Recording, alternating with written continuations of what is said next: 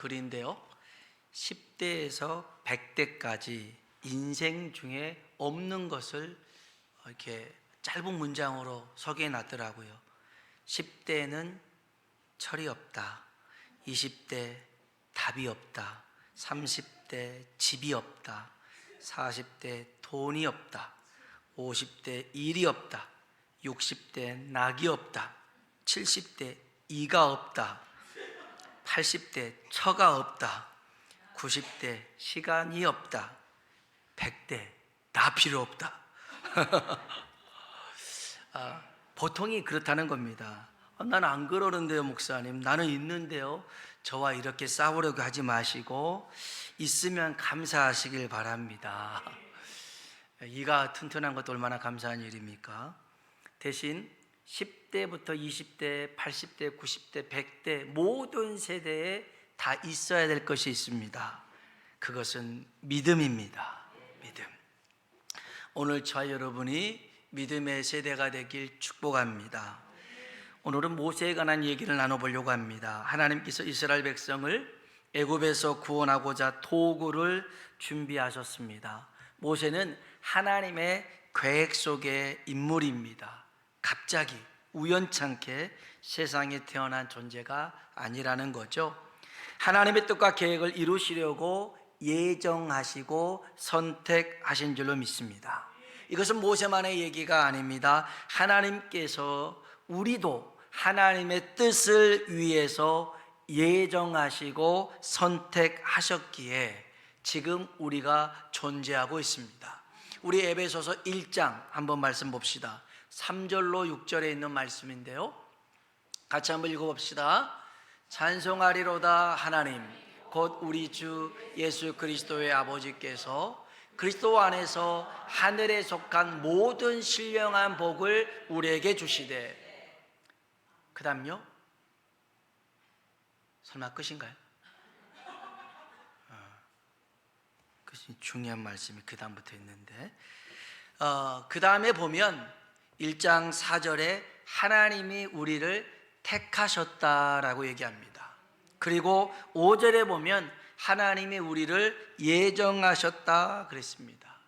그리고 6절에 보면 하나님께서 우리를 왜 선택하시고 왜 예정하셨는가에 대해서 설명하시는데, 에베소서 1장 6절에 보면 우리로 하여금 하나님을 찬송하게 하시려고 하나님이 우리를 선택하시고 예정하신 줄로 믿습니다.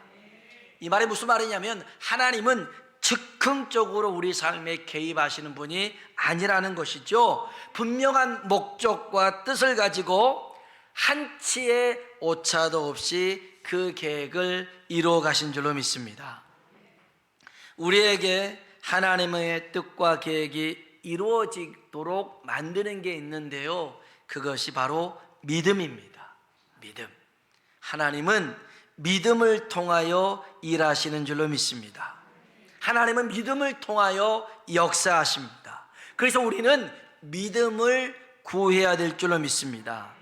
하나님은 우리를 평범한 존재로 만들지 않으셨습니다. 하나님은 우리를 비범한 존재로 만드신 줄로 믿습니다. 비범하다고 하니까 세상에서 출세하고 성공하고 부귀영화를 누리는 일론 머스크나 트럼프 같은 사람이 아닙니다. 비범하다고 하는 것은요, 하나님 중심의 삶을 사는 것입니다. 평범한 삶이 뭐냐면 나 중심의 삶을 사는 것입니다. 먹고 마시고 즐기고 누리고 이러한 모든 삶, 나를 위한 삶은요, 그 삶은 평범한 삶입니다. 그러나 비범한 삶은 하나님 중심의 삶이죠. 에녹은 하나님과 동행했던 삶을 살았습니다. 동행하기 위해서는요, 뜻이 같아야 됩니다. 생각이 같아야 됩니다. 행동이 같아야 됩니다. 뜻과 생각과 행동이 일치할 때 동행할 수 있는 것입니다. 에녹은 세상에서 이런 업적은 없었습니다. 그러나 그는 하나님을 기쁘시게 한 사람입니다. 히브리서 11장 5절입니다. 11장 5절 같이 한번 읽어볼까요? 믿음으로 에녹은 죽음을 보지 않고 옮겨졌으니 하나님이 그를 옮기심으로 다시 보이지 아니하였느니라. 그는 옮겨지기 전에 하나님을 기쁘시게 하는 자라는 증거를 받았느니라. 아멘. 믿음으로 에녹은 죽음을 보지 않았다는 것입니다. 하나님이 옮기셨습니다. 죽지 않고 하늘로 옮기셨는데요, 그 전에 그는 하나님을 기쁘시게 하는 자라 증거를 받았대요. 여러분, 믿음이 있어야 하나님을 기쁘게 할 수가 있습니다. 저와 여러분이 하나님을 기쁘게 해드리는 믿음의 사람 되길 축복합니다. 평범한 삶을 살 수 있고 비범한 삶을 살 수 있는데 기준은 믿음이라는 것이죠. 오늘 모세 이야기는 믿음으로 시작합니다. 우리가 읽었던 11장 23절 같이 다시 한번 읽어볼까요? 믿음으로 모세가 낳았을 때 아름다운 아이임을 보고 석 달 동안 숨겨 왕의 명령을 무서워하지 아니하였으며. 아멘. 부모의 믿음으로부터 시작됩니다. 아므람, 요게벳, 이 두 부부의 믿음으로 시작됐는데요, 모세를 낳았는데 모세가 아름다운 아이로 보였습니다. 출애굽기 2장 2절에는요, 한번 볼까요? 출애굽기 2장 2절입니다. 그 여자가 임신하여 아들을 낳으니 잘생긴 것을 보고 석 달 동안 그를 숨겼으나. 아멘. 요게벳이 이 아이를 낳았는데 이 아이가 어떻게 생겼다고요? 잘생겼대요. 잘생겼대요. 여러분, 자기 자식이 이쁘지 않는 자식 어디 있겠어요? 물론 잘생긴 거랑 이쁜 거랑은 차이가 있어요. 잘생기지 않아도 이뻐 보이긴 해요. 그런데 요 근래 보니까 아이를 낳아서 살해하고 매장한 사건들이 계속 발생하고 있죠. 키울 형편이 안 돼서 그렇고 다른 사람들에게 아이를 낳았다라고 말하는 수 없는 사정이기 때문에 말 못하는 아이를 죽이고 말았습니다. 자기 살자고 아이를 죽인 것이죠. 그런데 아므람, 요게벳은요, 아이 때문에 자기들이 죽을 수 있습니다. 그런 상황에도 아이를 숨겨 키웁니다. 이때 애굽의 바로가 명령한 게 있거든요. 남자 아이가 태어나면 다 나일 강에 던져 죽여라. 만일 명령을 어길 경우 모두 죽이겠다라는 것입니다. 이런 엄중한 명령이 있었음에도 불구하고 부모는 석 달 동안을 믿음으로 키웁니다. 여기 아름다운 아이, 잘생긴 아이, 이 말의 원어적인 뜻을 보면 그 부모가요, 모세를 봤을 때에 하나님의 약속이 이루어질 아이로 이 아이를 봤더라는 것입니다. 믿음의 눈으로 아이를 봤어요. 그러니 하나님이 역사하시더라는 것입니다. 탤런트 중에 권호중이라는 사람이 있습니다. 아들이 하나 있는데요, 아들 이름이 혁진입니다. 1998년생 25살입니다. 전 세계에서 15명만 앓고 있는 희귀병에 걸렸습니다. 우리나라에서는 딱 한 명입니다. 병명이 MICU1이라는 그런 병명인데요, 처음에는 이 아이가 발달장애를 앓고 있는 줄 알았습니다.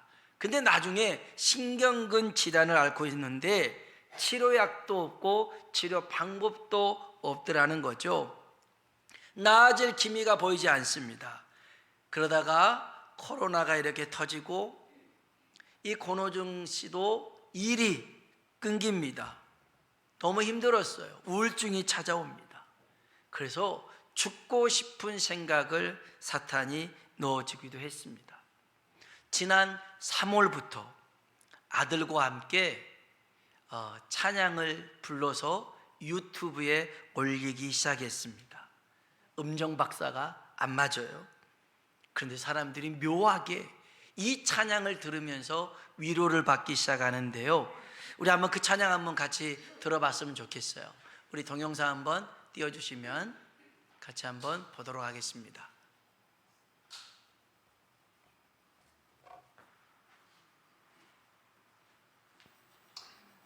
네, 하나님 찬송합니다. 우리 찬송 부를 때 오늘은 우울증이 떠나가는 역사가 일어나게 하여 주시옵소서. 예수님의 이름으로 명하노니 우울증은 떠나갈지어다. 우울증은 떠나갈지어다. 아멘. 예수 우리 왕이여 이곳에 오셔서 우리가 함께 드리는 영광을 받아 주소서. 우리는 주님의 백성, 주님은 우리 왕이다. 왕이신 예수님 오셔서 좌정하사 다스리소서. 예수 우리 주시여 이곳에 오셔서 우리가 주께 드리는 찬양을 받아 주소서. 우리는 주님의 종들, 주님은 우리 주시라. 주 대신 예수님 오셔서 이 찬양을 받아 주소서. 아멘. 승리하세요. 아멘. 아멘. 네, 안녕하세요. 네, 여기까지만 봐도 되겠습니다. 동영상 끝났습니다. 참 다른 사람들한테 내 아이가 아프다고 얘기하는 것도 쉽지 않았을 텐데 그 아이와 함께 이렇게 또 찬양을 통해서 하나님께 영광을 돌립니다. 이 권호정 집사님은 사람들한테 그래요. 우리 애는 정말 축복입니다. 이렇게 말하고 다닌대요. 사실 그게 쉽지 않잖아요. 무슨 저런 질병을 앓고 있는 아이가 축복이겠어요. 축복으로 말하기 어렵죠. 그래서 솔직한 마음을 이렇게 덧붙입니다. 축복되고 은혜스러운 아이지만 사실은 많이 힘듭니다. 하지만 우리 부부는 하나님의 선한 뜻이 반드시 있다고 생각합니다. 우리 혁준이를 통해 약한 자를 들어 강하게 쓰시고 하나님이 살아계심을 보여주시는 것이 아닌가 하는 생각이 듭니다. 누군가를 안아주길 좋아하던 혁준이가 유튜브를 통해 찬양하고 많은 이들이 위로받는 모습을 보면 그렇습니다. 저는 이 부모가 이 아이를 봤을 때 그렇게 축복의 아이라고 말하고 또 그렇게 불러주는 것이 믿음의 고백이라고 생각합니다. 이 모세는 그 부모의 믿음으로 말미암아 성장하게 되었죠. 여러분, 그래서 부모 세대가 믿음을 가지고 있는 게 참 중요합니다. 어떻게 바라보느냐, 어떻게 키우느냐가 하나님의 뜻을 이루는 그러한 도구가 될 수 있더라는 것입니다. 두 번째로는요, 부모의 믿음으로 자란 모세는 믿음의 사람으로 성장을 하게 됩니다. 우리 24절부터 26절 같이 한번 읽어볼까요? 믿음으로 모세는 장성하여 바로의 공주의 아들이라 칭함받기를 거절하고 하나님의 백성과 함께 고난받기를 잠시 죄악의 낙을 누리는 것보다 더 좋아하고 그리스도를 위하여 받는 수모를 애굽의 모든 보화보다 더 큰 재물로 여겼으니 이는 상 주심을 바라봄이라. 아멘. 여기 24절에 보면요, 믿음으로 모세는 장성했대요. 믿음으로 장성했어요. 그래서 바로의 공주의 아들이라 칭함 받기를 뭐 했어요? 거절합니다. 여러분, 공주의 아들이란 자리는 성공할 수 있는 기회가 아닙니다. 성공의 자리입니다. 부귀영화를 누릴 수 있는 자리, 누릴 수 있는 기회의 자리가 아니라 부귀영화 자리입니다. 공주의 아들로 있으면 누릴 수 있고 즐길 수 있고 모든 것을 가질 수 있는 자리임에도 불구하고 그걸 거절합니다. 그리고 하나님의 백성과 함께 고난 받는 것을 선택합니다. 이것이 바로 믿음입니다. 믿음. 모세의 믿음에는 선택과 거절이 있었더라는 것입니다. 오늘 우리의 삶에도 믿음은 선택과 거절을 요구하고 있습니다. 잠시와 영원 사이에 뭘 거절하고 뭘 선택할 것인가를 우리에게 말씀하고 있습니다. 진짜 중요한 것, 본질과 비본질 사이에, 진리와 거짓 사이에, 내 감정과 하나님 말씀 사이에 우리가 선택을 하고 거절해야 될 것이 있더라는 것입니다. 무엇이 편한가, 무엇이 쉬운가, 무엇이 좋은가가 기준이 되어서는 안 됩니다. 모세가 이런 선택을 할 수 있었던 기준은 26절 다시 한번 읽어보겠습니다. 26절입니다. 그리스도를 위하여 받는 수모를 애굽의 모든 보화보다 더 큰 재물로 여겼으니 이는 상 주심을 바라봄이라. 아멘. 26절에 그럽니다. 그리스도를 위하여 받는 수모를 애굽의 모든 보화보다 더 큰 재물로 여겼으니 이는, 따라합시다, 상 주심을 바라봄이라. 아멘. 상을 바라봤더라는 것입니다. 상 주시는 하나님을 바라봤더라는 것입니다. 여러분, 우리가 참고 견디고 인내해야 하며 기다려야 하는 이유가 여기 있습니다. 하나님이 우리에게 상을 주실 거거든요. 그래서 여러분이 잘해 오셨습니다마는 한 번 더 참아야 됩니다. 한 번 더 인내해야 됩니다. 그리고 좀 더 기다려야 됩니다. 그러면 하나님이 반드시 하나님의 역사를 이루실 줄로 믿습니다. 우리는 좀 조급할 수 있습니다. 우리의 마음은 좀 서두를 수 있습니다. 그러나 하나님은 결코 서둘지 않습니다. 하나님의 때에 하나님의 방법대로 이루시는 줄로 믿습니다. 여러분, 아무리 배고파도 뜸 들일 때까지는 기다려야 됩니다. 그렇지 않으면 설익은 밥을 먹어요. 맛이 없어요. 배가 아파요. 하나님은요, 기가 막힌 밥을 준비해 놓고 계십니다. 오늘 이따가도 기가 막힌 밥을 우리 준비해 놓으신 분들이 계시는데, 그래요, 설익어서는 안 돼요. 하나님의 때를 기다릴 수 있는 믿음의 사람 되길 주의 이름으로 축복합니다. 우리 모두가 상 주시는 이심을 바라보고 표대를 향해서 달려나가야 됩니다. 달려나가야 돼요. 그것이 믿음이라는 것이죠. 모세는요, 그렇게 바로의 공주의 아들 된 자리를 거절했습니다. 그리고 하나님 백성과 함께 고난받는 것을 선택했습니다.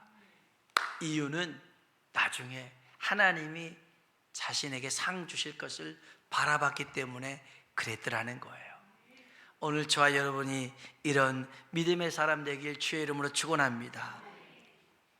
저는 히브리서에 기록된 모세를 볼 때마다 정말 은혜가 됩니다. 왜냐하면 출애굽기에 나온 모세랑 너무 달라요. 출애굽기에 나온 모세는요, 그가 애굽 사람을 때려 죽입니다. 같은 민족 히브리 사람을 괴롭힌다고 때려 죽이죠. 그리고 그 애굽 사람을 모래에 숨겨놨습니다.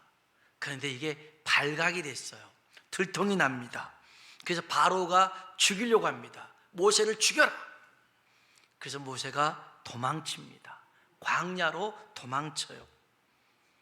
모세는 비겁한 도망자였어요. 이게 출애굽 얘기입니다. 그런데 히브리서는 그렇게 기록하지 않아요. 히브리서는 이런 모세를 믿음으로 공주의 아들 된 자리를 거절하고 하나님 백성과 함께 고난받는 것을 선택했다라고 얘기를 하고 있어요. 그러면 거짓말을 한 거잖아요. 그러면 잘못 기록한 거잖아요. 아니, 그렇지 않아요. 히브리서에 있는 말씀은 하나님이 모세를 그렇게 평가하고 계신대요. 그렇게 인정해 주신다라는 것입니다. 사랑하는 성도 여러분, 우리가 좀 부족해요. 모자랍니다. 실수도 있습니다. 그런데 우리가 하나님을 바라보려고 하잖아요. 하나님을 찾고 구하려고 하잖아요. 그러면 우리가 실수하고 모자라고 부족한 것도 하나님은 그것을 믿음으로 인정해 주시더라는 거예요. 그래서 중요한 것은 우리가 하나님을 바라보는 것이 중요한 겁니다. 끝까지 하나님을 쳐다보고 나아가는 게 중요한 것입니다. 그게 믿음입니다. 여러분, 오늘 저와 여러분이 하나님을 끝까지 바라볼 수 있길 주의 이름으로 축원합니다. 기도하겠습니다. 히브리서 12장에 이렇게 기록합니다. 믿음의 주요 온전케 하시는 예수를 바라보라. 우리 주님은 믿음의 주가 되십니다. 그래서 우리에게 항상 믿음을 주시지요. 귀신 들린 아이 아버지가 제자들에게 와서 아이 좀 고쳐주세요 그럽니다. 못 고칩니다. 그런데 예수님이 왔을 때 예수님에게도 부탁합니다. 예수님이 그럽니다. 할 수 있거든이 무슨 말이냐? 믿는 자에게는 능히 하지 못할 일이 없느니라. 이 아이의 아버지가 고백합니다. 주여, 내가 믿습니다. 그런데 아직 저한테는 믿음이 없습니다. 내게 믿음을 주시옵소서. 그래요. 여러분, 오늘 주님이 믿겨지지 않을 수가 있어요. 주님의 말씀이 믿어지지 않을 수 있어요. 그렇다고 해서 포기하는 것 안 됩니다. 믿어지지 않고 또 믿겨지지도 않아도, 믿을 수가 없어도 우리가 해야 될 최선은 뭐냐면 믿음을 구하는 것입니다. 하나님, 내게 믿음을 허락하여 주시옵소서. 내가 믿기 원합니다. 내가 믿어서 하나님의 역사를 써내려가기를 원합니다. 내 삶 가운데 일하시는 하나님을 경험하기를 원합니다. 우리에게 믿음을 더하여 주시옵소서. 우리 다 같이 주님이로 한번 부르고 기도하겠습니다. 주여! 하나님 아버지 감사합니다. 주님 앞에